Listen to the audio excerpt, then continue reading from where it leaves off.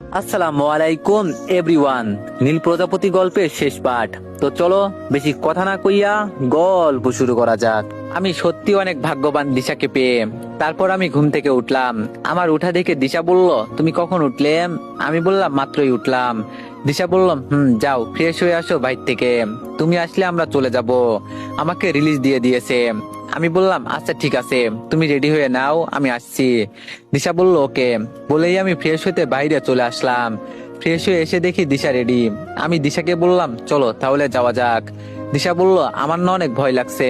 আমি বললাম, কিসের ভয়? দিশা বলল, বিলটা তো অনেক বেশি আসবে, কিভাবে দিব?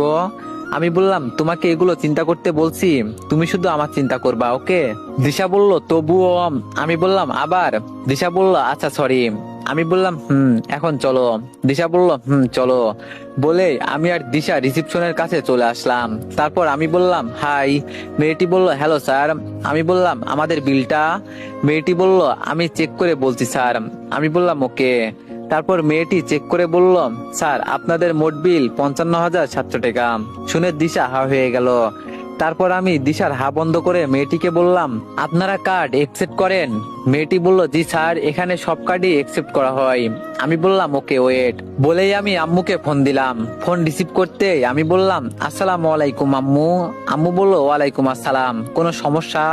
আমি বললাম, না আম্মু, একটু টাকা লাগতো। আম্মু বলল, কত? আমি বললাম, আমার ব্যাংক কার্ডে 4 লাখ টাকা পাঠিয়ে দিতে বলো আব্বুকে। আম্মু বলল, ওকে, 5 মিনিট পর চেক কর। আমি বললাম, থ্যাংক ইউ আম্মু। আম্মু বলল, শোন, কালকে তো ঈদ, তোরা কবে আসবি? আমি বললাম, আমার একটা ছোট্ট কাজ আছে, আজকে সেই কাজটা সেরেই রাতের গাড়িতে উঠবো। আম্মু বলল, আচ্ছা ঠিক আছে, তোদের জন্য অপেক্ষা করব। আমি বললাম, আচ্ছা আম্মু, আল্লাহ হাফেজ। আম্মু বলল, আল্লাহ হাফেজ। বলেই ফোনটা রেখে দিলাম। তারপর কার্ড দিয়ে বিল পেমেন্ট করে দিলাম। সবশেষে রিসেপশনের মেয়েটিকে ধন্যবাদ ও অগ্রিম ঈদ মোবারক জানিয়ে হাসপাতাল থেকে বেরিয়ে এলাম। দিশা আমার হাতটা শক্ত করে ধরে আছে। তারপর দিশা আমাকে বলল, এখন কি করবা? আমি বললাম, আমার একটা ছোট্ট কাজ আছে। দিশা বলল, কি কাজ? আমি বললাম, আমাকে তোমার চাচার বাসায় নিয়ে চলো। দিশা বলল, না, আমি তোমাকে ওখানে নিয়ে যাব না, আর আমিও কখনো ওই বাসাতে যাব না, আমি তোমার সাথে যাব। আমি বললাম, ভয় পেও না, আমি তোমাকে আমার সাথে করেই নিয়ে যাব, তুমি একটু নিয়ে চলো প্লিজ। দিশা বলল, আমার অনেক ভয় করছে। আমি বললাম, আমি আছি তো, আমাকে ভরসা করো না তুমি? দিশা বলল, আমার জীবনের সব আশা ভরসাই তো তোমাকে ঘিরে। আমি বললাম, তাহলে এত ভয় পাচ্ছ কেন, চলো। দিশা বলল, ঠিক আছে। বলে একটা সিএনজি নিলাম, আর যাওয়ার সময় এটিএম বুথ থেকে ব্যাংক কার্ড থেকে টাকা তুলে নিলাম। আধা ঘন্টা পরে দিশার চাচার বাসায় পৌঁছে গেলাম। দিশা কলিং বেল চাপতে ভয় পাচ্ছে। আমি দিশার পিছনে আছি। দিশাকে সাহস জুগিয়ে কলিং বেল চাপ দিতে বললাম। চাপ দিতেই ভিতর থেকে তার চাচি এসে দরজা খুলে দিল। দিশা নিজ দিকে তাকিয়ে আছে। দিশাকে দেখে তার চাচি রাগান্বিত হয়ে চোখ বড় বড় করে বলল, হারামজাদি মেয়ে, পালিয়ে যাওয়া হয়েছিল, সেই তো সুরসুর করে আবার চলে আসাই লাগলো। দিশার চাচির চিৎকারে এতক্ষণে দিশার চাচার চাচাতো বোন রিয়াও এসে দরজার সামনে হাজির হলো। তারপর ওর চাচাকে বলল, দেখছো তোমার ভালো অতি ভদ্র ভাতিজির কাণ্ড, তার জন্য আর এই বাড়িতে জায়গা নয়, ওর বাড়ি এখন রাস্তা, তোর জন্য আর এই বাড়িতে জায়গা নেই, তুই বের হয় এই বাড়ি থেকে, কোন সাহসে এই বাড়িতে পা রাখছিস? বলেই ওর চাচি যেই দিশাকে থাপ্পড় মারতে যাবে, তখনই ওনার হাতটা আমি ধরে ফেলি আর বলি, আমি থাকতে দিশার গায়ে একটা ফুলের টোকাও দিতে পারবেন না, থাপ্পড় মারা তো দূরের কথা। বলে ওনার হাতটা ছেড়ে দিলাম। আর তখন উনি বললেন, দেখছো তোমার অতি ভদ্র ভাতিজির কাণ্ড, রূপের জাদু দিয়ে একটাকে ফাঁসিয়েছে, সেজন্যই তো এত পাওয়ার দেখাচ্ছে। তারপর আমি জোরে ধমক দিয়ে বললাম, সেটা। আমার ধমকি শুনে উনি একটু চুপসে গেলেন। তারপর আমি বললাম, আপনি যেমন আপনার চিন্তা ভাবনাও তেমন। রিয়া বলল, ভাইয়া আপনাকে চেনা চেনা লাগছে, আপনাকে আমি ম্যাগাজিনে দেখছি, তাই না? চাচি বলল, কিসের ম্যাগাজিন? দিশা বলল, বাংলাদেশের সাকসেসফুল টপ বিজনেসম্যানের একমাত্র ছেলে। ভাইয়া আমি কি ঠিক? আমি বললাম, জি। দিশাও আমার দিকে অবাক হয়ে তাকালো, কারণ দিশাকে এটা কখনোই বলিনি। তারপর রিয়া আবার বলল, ভাইয়া আপনি দিশার কে হন? আমি বললাম, আমি দিশার জামাই, দিশা আমার বউ। এবার দিশার চাচিও এখন চুপ করে আছে। তারপর আমি বললাম, মানুষকে মানুষ হিসাবে বিচার করবেন, টাকা পয়সা দিয়ে বিচার করা উচিত না। আপনি দিশার সাথে যেরকম আচরণ করেছেন, যত কষ্ট দিয়েছেন, খুন্তিরও ছেঁকা দিয়েছেন। একবার ভাবুন তো, বিয়ের পর আপনার মেয়ের সাথেও কেউ এরকম করলো, কখনো সহ্য করতে পারবেন? আর দিশা যদি আপনার মেয়ে হতো, কখনো কি এরকম করতে পারতেন? ওর কি অপরাধ ছিল? ছোটবেলায় ওর মা আর বাবাকে হারিয়েছে, এটাই কি ওর অপরাধ? আচ্ছা, এখানে ওর দোষ কোথায় বলবেন আমাকে? ছোটবেলা থেকে মায়ের আদর কি কখনো পাইনি, তাই আপনাদের আশ্রয়ে আসে। আর আপনি কি করলেন? ওকে কাজের মেয়ে বানিয়ে দিলেন। তাহলে ওর মনে মায়ের সম্মান কোথায় গিয়ে দাঁড়ালো? একবার কি ভাবছেন? ওকে ঠিকভাবে খেতেও দেননি, আবার পড়তেও দেননি। আমার কথা শুনে সবাই মাথা নিচু করে আছে, আর দিশা নীরবে কাঁদছে। তারপর আমি উনাদের বললাম, যাই হোক, এত কথা বলে লাভ নেই। আপনারা তো এত বছর দিশাকে কিছুই দিতে পারেননি। না দিতে পারছেন দিশাকে ঠিকভাবে খেতে, না দিতে পারছেন দিশাকে ঠিকভাবে পড়াতে। তাই আমি দিশার জামাই হয়ে কাল ঈদ উপলক্ষে আপনাদের জন্য ঈদের কাপড় আর খাবার বাবদ 3 জনকে 3 লাখ টাকা দিলাম। ইটস দ্যাট এনাফ, নাকি আরো লাগবে? লাগলে জানায়েন, বলে 3 লাখ টাকা দিশার চাচির হাতে ধরিয়ে দিলাম। আর বললাম, দিশা আপনাদের কাছে থাকতে আসেনি, ও আপনাদের থেকে শেষ বিদায় নিতে আসছে। আজ থেকে দিশা নামের কেউ ছিল, সেটা আপনারা ভুলে যাবেন। আপনারাও ভালো থাকবেন, আর আমাদেরও ভালো থাকতে দিবেন। আমাদের জন্য দোয়া করবেন। আল্লাহ হাফেজ। দিশা, চলে এসো। বলেই আমি দিশার হাত ধরে চলে আসতে লাগলাম। পিছন থেকে ওনারা অনেকবার ডাকলো, কিন্তু তাদের কথায় কান্না দিয়ে সেখান থেকে বেরিয়ে আসলাম। বাইরে এসেও দিশার কান্না থামছে না। তাই আমি বললাম, দিশা প্লিজ কান্না করো না। আমি বেঁচে থাকতে তোমাকে আর কাঁদতে দিব না। তোমার সব ছোট ছোট ইচ্ছা এই রাখি পূরণ করে দিবে। দিশা বলল, এটা কষ্টের কান্না না, খুশির কান্না। আজকে অন্তত আমাকে মন খুলে কাঁদতে দাও। তারপর দিশা কিছুক্ষণ কান্না করে শান্ত হলো। তারপর আমার হাত ধরে বলল, এখন কোথায় যাবা? আমি বললাম, আর একটা ছোট্ট কাজ বাকি আছে। দিশা বলল, আবার কি কাজ? আমি বললাম, তোমাকে বিয়ে করা। দিশা বলল, এখনই? আমি বললাম, দিশা বলল, কেন? আমি বললাম, কারণ আমি চাই তোমার আমার সম্পর্ক একটা পবিত্র দিন, মানে ঈদ দিয়ে শুরু হোক। আজকে তো রোজার সেই দিন, তাই আমি আজকে ইফতারের পর তোমাকে বিয়ে করব। দিশা বলল, তোমার চিন্তা ভাবনা খুব সুন্দর। এখন মনে হচ্ছে আমি খুব ভাগ্যবতী তোমাকে পেয়ে। বলেই দিশা আমাকে জড়িয়ে ধরলো। কিছুক্ষণ পর আমি বললাম, চলো এখন কাজী অফিসে যাওয়া যাক। দিশা বলল, চলো। বলেই আমি দিশা একটা রিক্সা নিয়ে কাজী অফিসের উদ্দেশ্যে রওনা দিলাম। কিছুক্ষণ পর পৌঁছেও গেলাম, কিন্তু আমি চাচ্ছিলাম ইফতারের পর একটু রাত হলে বিয়ে করতে, কেননা ঈদের রজনী পড়বে তখন। তাই পাশে একটা বেঞ্চে বসে পড়লাম, আর আমার পাশে দিশা হাতে হাত রেখে আর মাথা আমার কাঁধের উপরে রাখলো। এভাবেই কিছুক্ষণ সময় কাটানোর পর ইফতারের সময় হয়ে গেল। তারপর এই বছরের শেষ ইফতারটা দিশার সাথে করে নিলাম। তার একটু পরেই পাশে একটা কাজী অফিসে আমি আর দিশা গিয়ে বিয়েটা করে নিলাম। এখন দিশা আর আমি স্বামী স্ত্রী, এখানে আর কোনো কাজ নেই। তাই রাত 9টার বাসের টিকিট কাটলাম বগুড়া যাওয়ার জন্য। এখন আমি আর দিশা বাসের মধ্যে পাশাপাশি বসে আছি। দিশা আমার কাঁধে মাথা রেখে। আমি আম্মুকে ফোন করলাম। ফোন রিসিভ করতে আমি বললাম, আসসালামু আলাইকুম। আম্মু বলল, ওয়ালাইকুম আসসালাম। কিরে, তোরা আসছিস? আমি বললাম, হ্যাঁ আম্মু, আমরা বাসে আছি। আম্মু, আমি বিয়ে করে ফেলছি দিশাকে। আম্মু বলল, আলহামদুলিল্লাহ। আমি বললাম, আমার বউকে বরণ করতে রেডি থাইকো। আম্মু বলল, অবশ্যই, আমি তোদের জন্যই অপেক্ষা করছি। আমি বললাম, আম্মু শোনো। আম্মু বলল, বল। আমি বললাম, ঈদ মোবারক। আম্মু বলল, ঈদ মোবারক। তারপর আর কিছুক্ষণ কথা বলে ফোনটা রেখে দিলাম। বাস চলতে লাগলো তার আপন গতিতে। দিশা আমার কাঁধের উপরই ঘুমিয়ে পড়েছে। এখন রাত 12টা 5 বাজে। ফেসবুকে গিয়ে আমার ঈদ মোবারক জানিয়ে পোস্ট করলাম। তারপর আমিও একটু ঘুমানোর চেষ্টা করলাম, কিন্তু মোটেও ঘুম ধরলো না। অবশেষে রাত 1টা 27 মিনিটে বাস বগুড়ায় বাস স্ট্যান্ডে এসে থামলো। আমি দিশাকে ঘুম থেকে ডেকে তুলতে লাগলাম। দিশা, এই দিশা। দিশা বলল, আমি বললাম, ওঠো, আমরা বগুড়া পৌঁছে গেছি। দিশা বলল, কখন? আমি বললাম, তুমি ঘুমিয়েছিলে, এখন ওঠো। তারপর দিশাকে তুলে আমরা বাস থেকে নামলাম। ঈদের আগের রাত, সবাই যে যার বাসায় ফিরছে, তাই এত রাতেও সব গাড়ি চলাচল করছে। এজন্য খুব একটা সমস্যা হলো না। অবশ্য আমাদের নিজেদেরই গাড়ি আছে, কিন্তু আমি সাধারণভাবে চলতেই পছন্দ করি। যাই হোক, বাস থেকে নেমে একটা সিএনজি নিয়ে আধা ঘন্টার মধ্যে দুপচাচিয়া এলাম। সেখান থেকে একটা রিক্সা নিয়ে সোজা বাসায় চলে আসলাম। ঘড়ির দিকে তাকিয়ে দেখি 2টা 13 মিনিট, কিন্তু দিশা আবার ঘুমিয়ে পড়েছে। হয়তো মেয়েটা সত্যি অনেক ক্লান্ত, তাই আগে রিক্সা ভাড়া মিটিয়ে নিলাম। আর ঈদ উপলক্ষে রিক্সাওয়ালা মামাকে কিছু টিপসও দিলাম। উনি অনেক খুশি হলেন। তারপর আমি দিশাকে ঘুমন্ত অবস্থায় কোলে তুলে নিলাম। বাসার দরজা কলিং বেল চাপতেই ভিতর থেকে আম্মু এসে দরজা খুলে দিল। আমি আম্মুকে দেখে বললাম, আসসালামু আলাইকুম। আম্মু বলল, ওয়ালাইকুম আসসালাম, এটাই দিশা? আমি বললাম, আম্মু। আম্মু বলল, মাশাআল্লাহ, অনেক সুন্দর, একদম সাক্ষাৎ পরি। কিন্তু ওর কি হয়েছে, তোর কোলে কেন? আমি বললাম, কিছুই হয়নি, ও অনেক ক্লান্ত তাই ঘুমিয়ে পড়েছে, আর আমি ওকে ডাকও দেইনি। আম্মু বলল, ঠিক আছে, ওকে তোর রুমে নিয়ে যা। আমি বললাম, আব্বু কোথায়? আম্মু বলল, তোর কথা বলতে বলতেই ঘুমিয়ে গেছে, ডেকে দিব? আমি বললাম, না থাক, কাল সকালেই কথা বলে নিব। আম্মু বলল, ঠিক আছে, দিশাকে রুমে নিয়ে যা, আর তুইও ফ্রেশ হয়ে খেতে আয়। আমি বললাম, না আম্মু, আমি আর কিছু খাবো না। আম্মু বলল, আচ্ছা ঠিক আছে, তাহলে তুইও ঘুমিয়ে পড়িস। আমি বললাম, ওকে। বলে আমি আমার রুমে দিশাকে কোলে নিয়ে সিঁড়ি বেয়ে উপরে যেতে লাগলাম। তারপর রুমে গিয়ে আমার খাটে গিয়ে দিশাকে শুইয়ে দিলাম।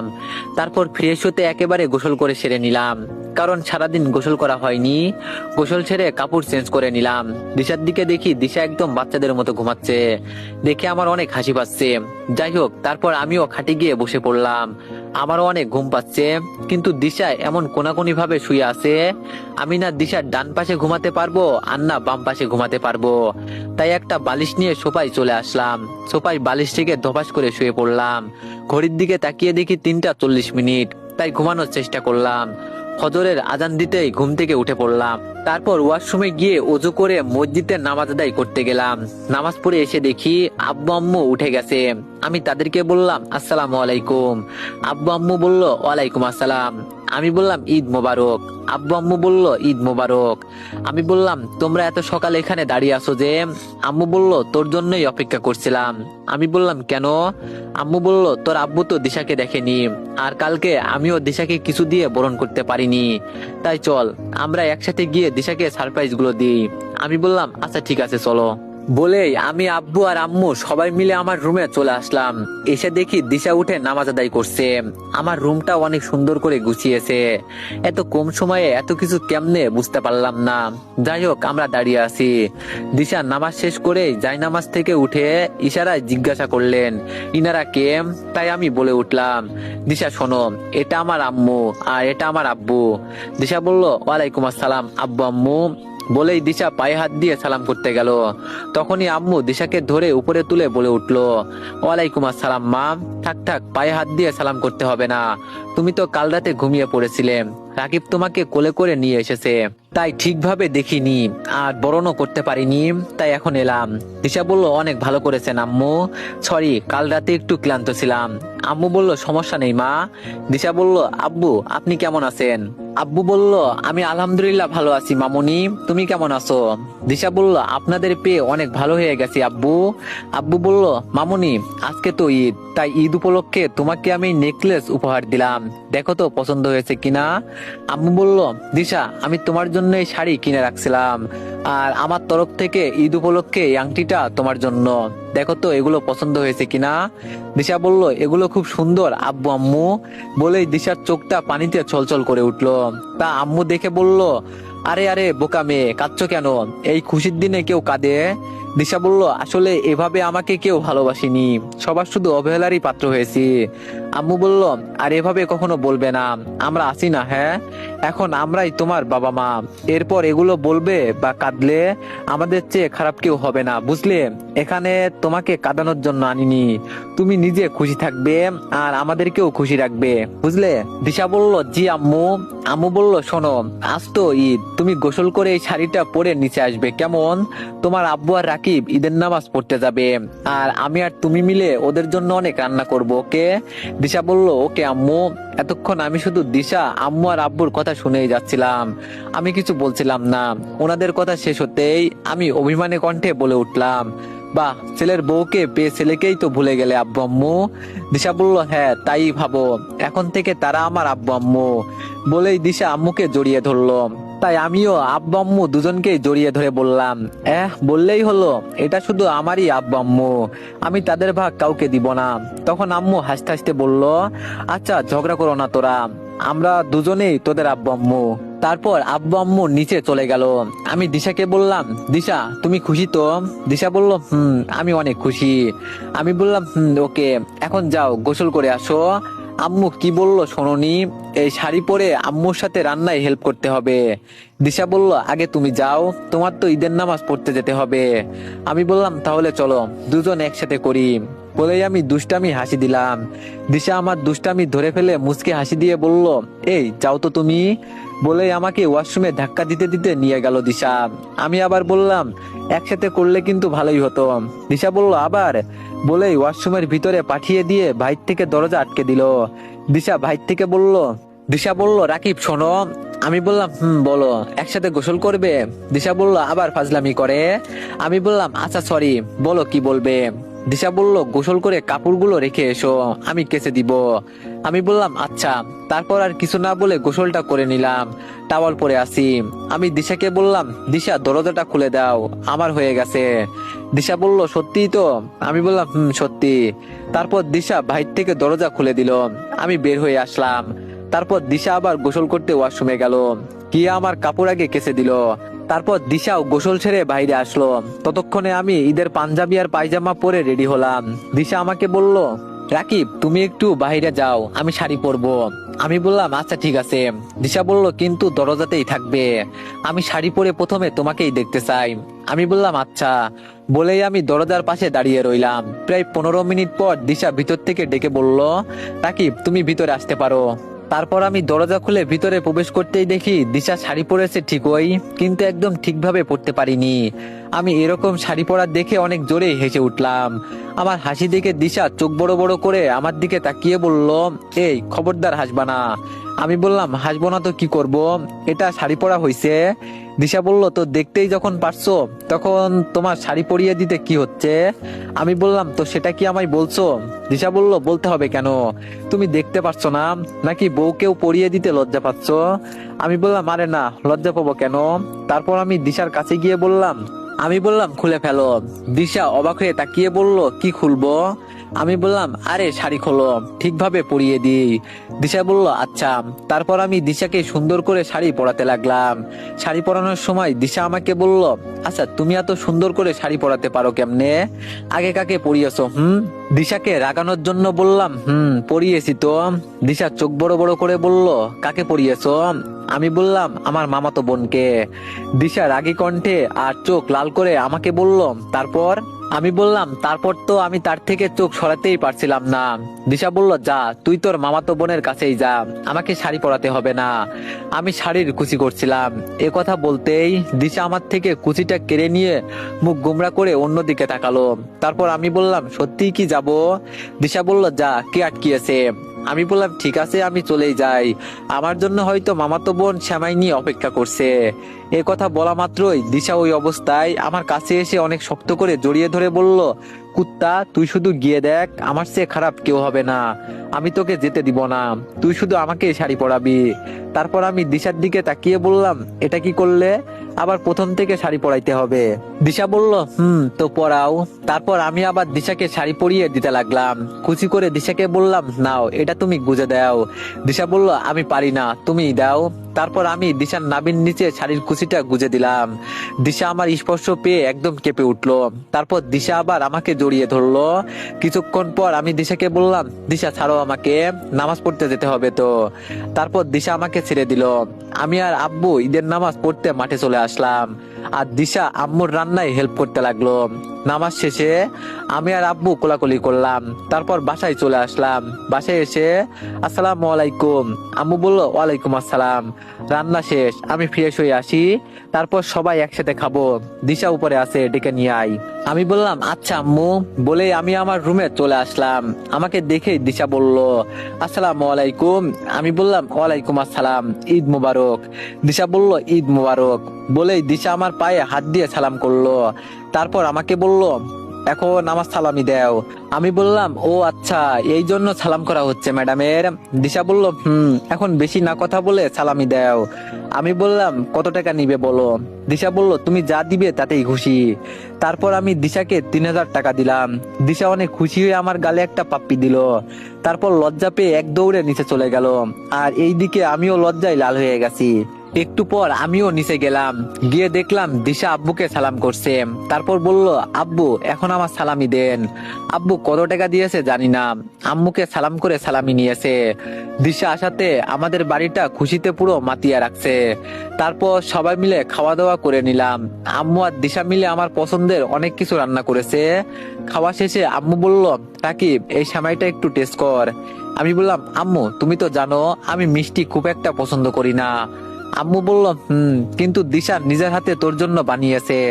আমি বললাম, ও আচ্ছা তাহলে তো খেতেই হয়।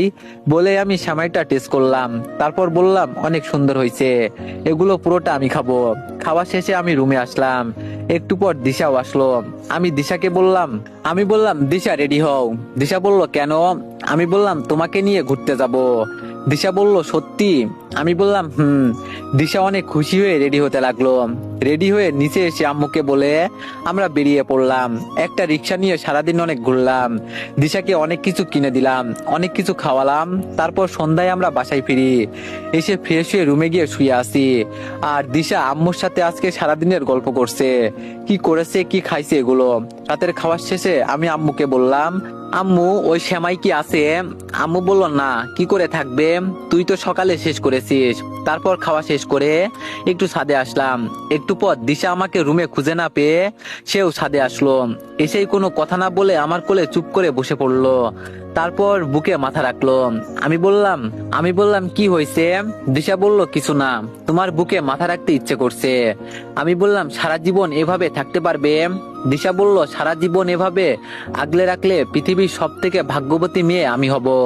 আমি বললাম, তোমাকে সারা জীবন আমার ভালোবাসার শিকল দিয়ে আমার সাথে বেঁধে রাখবো। দিশা বলল, আমিও সারা জীবন এভাবে বন্দি থাকতে চাই তোমার বাহু ডোরে। তারপর দিশা চুপটি করে আমার বুকে মাথা রেখে দুজনই চাঁদনি বিলাস করতে লাগলাম। এভাবেই রাকিব দিশার প্রতি কেয়ার আর দিশা রাকিবের প্রতি ভালোবাসার খুনসিটিতে চলতে থাকে তাদের ছোট্ট সংসার। তো এভরিওয়ান, গল্পটি কেমন ছিল সবাই একটু কমেন্টে জানাবেন। আর গল্পটির সিজন 2 আসবে। ধন্যবাদ।